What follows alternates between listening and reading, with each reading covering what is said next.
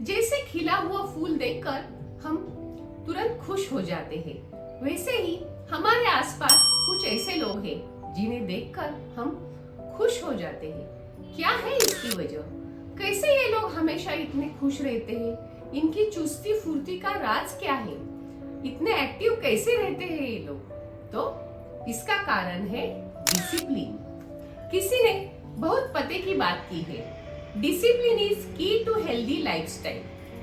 मतलब आप कहोगे हमारी खुशी का फॉर्मूला हमारे पास है, कैसे कैसे खुश रह सकते हैं हम?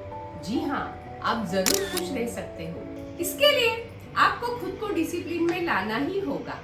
जैसे कि रोजाना सुबह 3 से 4 किलोमीटर वॉक करना है, रोज आपको 8 ग्लास पानी पीना ही है, कुछ भी हो 7 घंटे की नींद लेनी ही है, 10 मिनट आपको ध्यान धारणा यानी मेडिटेशन करना ही है, दिन भर के 3 टाइम के खाने में आपके फ्रेश वेजिटेबल और सलाद के साथ खाने और सोने में कम से कम 2 घंटे का गैप होना ही चाहिए। दिन भर में 1 या 2 फिजिकल एक्टिविटी करनी ही चाहिए। इस तरह ये सारी टिप्स आप अपनाते हो तो कुछ ही दिनों में आपकी स्वास्थ्य संबंधी सारी समस्याएं हो जाएगी गायब। गायब मतलब क्यों बनता है?